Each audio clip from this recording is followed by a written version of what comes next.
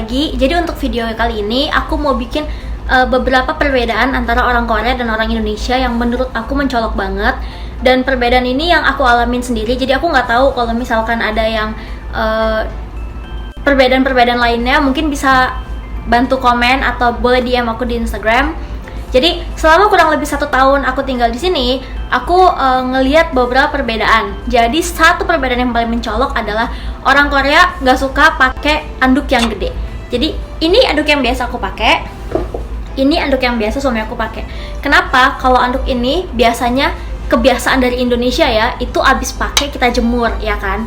Kalau orang Korea dia pakai anduk yang kecil gini, sekecil gini doang, terus udah gitu selesai pakai biasanya langsung di laundry, langsung dicuci gitu. Itu perbedaan nomor 1 yang paling mencolok, oke?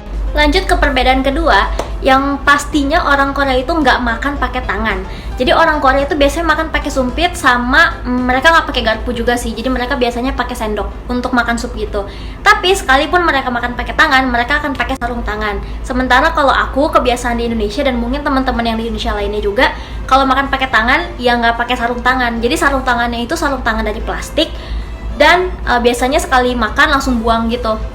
Kalau biasanya kita cuci tangan dulu, udah gitu makan begini, terus udah gitu cuci tangan lagi, ya kan?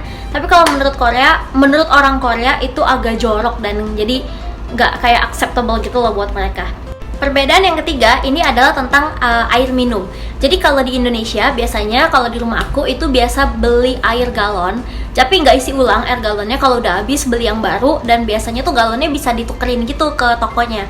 Nah kalau di Korea itu kita nggak beli air galon, dan sejauh ini aku belum pernah ngeliat air galonnya jujur, kecuali kayak di kayaknya di hospital juga aku nggak ngeliat deh. Jadi sejauh ini aku belum pernah ngeliat air galon. Orang Korea lebih suka beli yang kayak 2 liter gitu, dan itu biasanya online, suka dianterin ke rumah gitu. Jadi kita beli kalau kita tuh kayak di Shopee gitu loh. Kalau mereka ada namanya kupang. Jadi dianterin ke rumah, ya udah minum selesai buang. Tapi ada juga yang nggak ada juga, banyak juga. Jadi kayak air mesin gitu.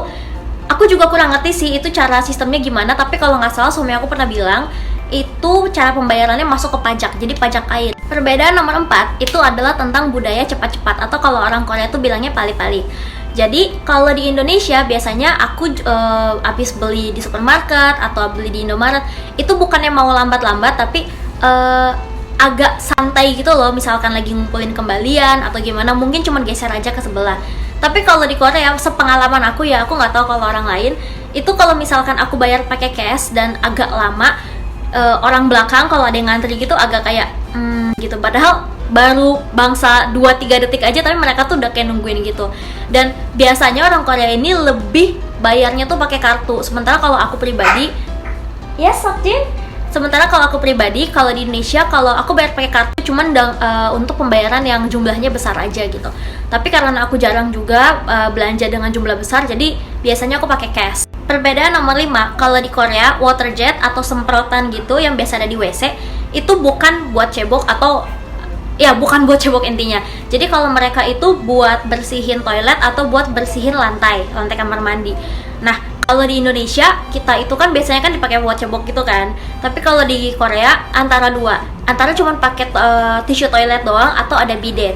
Bidet itu yang kayak pencetan tombol banyak banget. Jadi optionnya banyak, ada yang buat ngeringin pantat, ada yang buat cebok juga, terus ada yang buat apa lagi ya, ngangetin tuh biasanya kalau winter kan dudukan toiletnya dingin banget gitu kan, jadi biasanya diangetin, ada tombolnya gitu. Cuman kalau di rumah aku nggak ada. Mungkin nanti di rumah yang selanjutnya bakalan ada, soalnya rumah ini bakalan habis kontraknya sampai Februari 2022 doang. By the way, itu 5 perbedaan yang paling mencolok menurut aku, karena aku nggak berani ngomong banyak-banyak. Aku tinggal di sini kan baru mau setahun kan. Agustus besok aku baru setahun tinggal di sini. Jadinya mungkin kalau misalkan ada perbedaan lain atau ada kayak budaya lain yang aku belum tahu, boleh DM aku atau boleh komen di sini juga. Soalnya kalau menurut aku jujur nggak terlalu banyak perbedaannya sih. Apa yang biasa aku lakuin di rumah dan keseharian aku sama teman-teman aku kayaknya nggak terlalu beda jauh sama yang di sini gitu. Jadi ya paling itu aja sih. Oh ya, satu lagi terakhir. Kalau misalkan di sini minum alkohol itu biasa, tapi kalau misalkan di Indonesia biasanya ya minum alkohol itu kayak cuman special occasion gitu sih, misalkan mau nongkrong sama temen apa gimana. Cuman kalau di sini alkohol macam soju, Jack D dan kawan-kawannya itu gampang banget ditemuin di convenience store. Sementara di Indonesia nggak bisa kayak gitu. Dan itu video aku untuk hari ini. Sebenarnya tadi aku nge-record jadi 2 video ini sama video yang tadi pagi aku nyusuin Seokjin. Jadi videonya sampai sini aja dulu. Kalau misalkan lagi-lagi aku bilang, kalau misalkan ada yang mau nambahin atau yang mau koreksi, boleh nge-DM aku atau komen di sini. Jadi segitu aja dulu. Thank you guys so much for watching. I'll see you guys later. Bye bye.